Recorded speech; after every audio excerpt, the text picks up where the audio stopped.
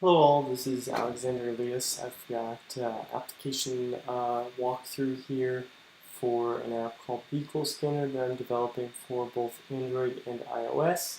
Currently, this is basically the rough alpha stage, and I've got it up here and running in an iOS and an Android emulator. And you can see the two screens are pretty similar. We've got some minor differences that need to just be fixed, like button sizes and whatnot, and image sizes a little bit. Um, Everything else looks pretty much the same and acts pretty much the same. This is your previously searched vehicles. So let's go ahead and start this walkthrough by signing up or signing in, and we'll go ahead and sign up. So when you sign up, you're going to create an email or add an email, add a password, and this will generate an account for you on the cloud, and then automatically sign you in. And then after that, you're signed in, and that persists as long as there's no errors or the token doesn't expire or anything like that. In which case, the application will just have you sign in once again. So now, as you can see, we're on the same screen. We have the VIN search screens, all look similar. We have storage, which will look pretty similar. This storage is empty. We need a little notification that tells the user that it is empty. But if we go ahead and add a vehicle here,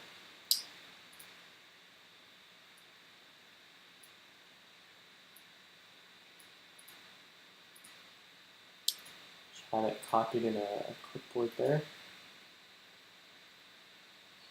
So we'll go ahead and add a vehicle with this app.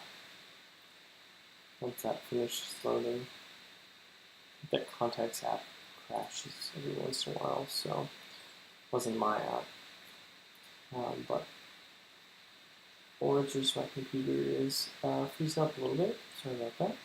Anyways, let's go ahead and look at the iOS version here for the moment. So we have the previously searched VIN numbers, which persist in the cloud here. You can go ahead and click on these VINs and see their specs. So the layout is still not 100% yet on iOS or Android. It is getting there. It's nearly the functionality is nearly implemented, and the design I think is nearly there. We're definitely going to use this tab navigation. There we go. Got this one back up, and I haven't implemented that for the Android version, but I have for the iOS.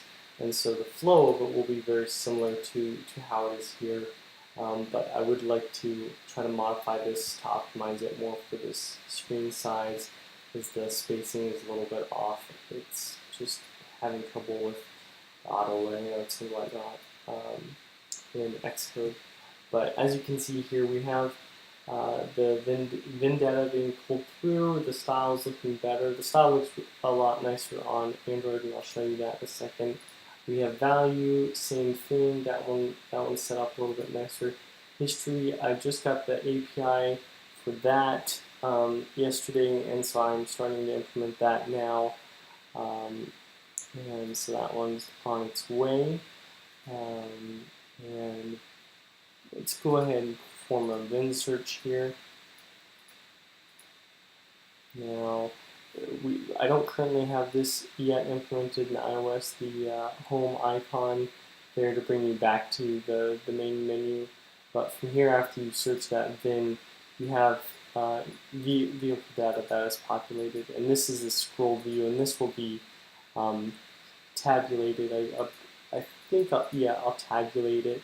I'm debating between the two right now, either tabbing tagging these sections as I did here, or putting them in scroll views, and changing this one to scroll views also.